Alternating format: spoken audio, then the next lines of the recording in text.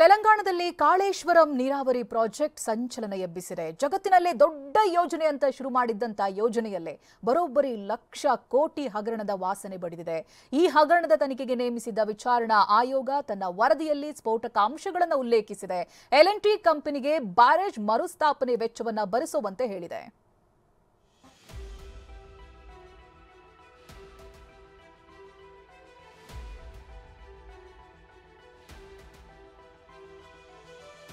ತೆಲಂಗಾಣದಲ್ಲಿ ಕಾಳೇಶ್ವರಂ ನೀರಾವರಿ ಪ್ರಾಜೆಕ್ಟ್ ಸಂಚಲನ.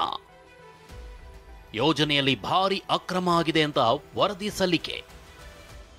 ಮಾಜಿ ಸಿಎಂ ಕೆಸಿಆರ್ ಸೇರಿ ಸಚಿವರು ಅಧಿಕಾರಿಗಳ ಹೆಸರು. ಕಾಳೇಶ್ವರಂ ಏತ ನೀರಾವರಿ ಯೋಜನೆ ತೆಲಂಗಾಣದ ಜೀವನಾಡಿ ಅಂತಾನೆ ಪರಿಗಣಿಸಲಾಗಿದೆ. ಆದರೆ ಈ ಯೋಜನೆ ಆರಂಭವಾದಾಗಿನಿಂದ ಹಲವು ವಿವಾದಗಳು ಸೃಷ್ಟಿಯಾಗಿದ್ವು. ಭಾರಿ ಅವ್ಯವಹಾರ ನಡೆದಿದೆ ಅನ್ನೋ ಆರೋಪ ಕೇಳಿ ಬಂದಿತ್ತು.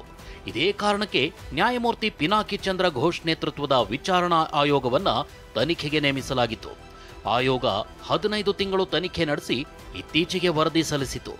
ಆ ವರದಿಯಲ್ಲಿ ಕಾಳೇಶ್ವರಂ ಪ್ರಾಜೆಕ್ಟ್ನಲ್ಲಿ ಗಂಭೀರವಾದ ಲೋಪಗಳು, ನಿರ್ಲಕ್ಷ್ಯ ಮತ್ತು ಆರ್ಥಿಕ ಅಕ್ರಮಗಳು ನಡೆದಿವೆ ಅಂತ ಹೇಳಿದೆ. ನ್ಯಾಯಮೂರ್ತಿ ಪಿನಾಕಿ ಚಂದ್ರ ಘೋಷ್ ವರದಿಯಲ್ಲಿ ಅನ್ನಾರಂ, ಸುಂಡಿಲ್ಲ ಮತ್ತು ಮೇಡಿಗಡ್ಡ ಬ್ಯಾರೇಜ್ನಲ್ಲಿ ಕಾಮಗಾರಿಯಲ್ಲಿ ಅಕ್ರಮ ನಡೆದಿದೆ ಅಂದಿದೆ. ಇದಕ್ಕೆ ಅಂದಿನ ಸಿಎಂ ಆಗಿದ್ದ ಕೆ ಚಂದ್ರಶೇಖರ್ ರಾವ್, ಅಂದಿನ ನೀರಾವರಿ ಸಚಿವ ಹರೀಶ್ ರಾವ್, ಅಂದಿನ ಹಣಕಾಸು ಸಚಿವ ಈಟೆಲ ರಾಜೇಂದರ್ ಹೊಣೆ ಅಂದಿದೆ.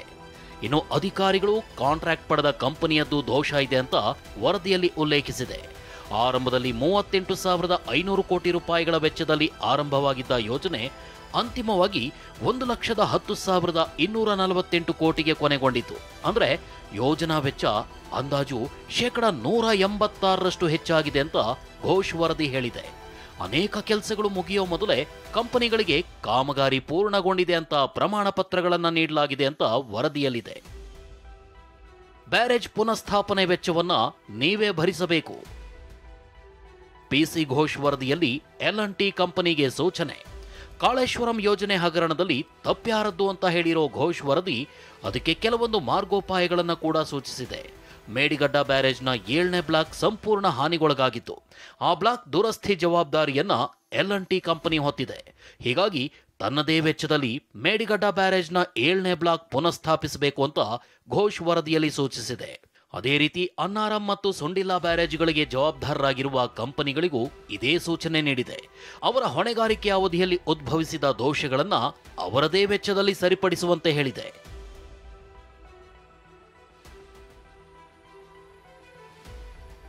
ಇನ್ನು ಯೋಜನೆಗೆ ಸಂಬಂಧಿಸಿದ ಹಿರಿಯ ಇಂಜಿನಿಯರ್ಗಳು ಆಯೋಗದ ಮುಂದೆ ಸುಳ್ಳು ಮಾಹಿತಿಯನ್ನ ನೀಡಿದ್ದಾರೆ ಎನ್ನಲಾಗಿದೆ.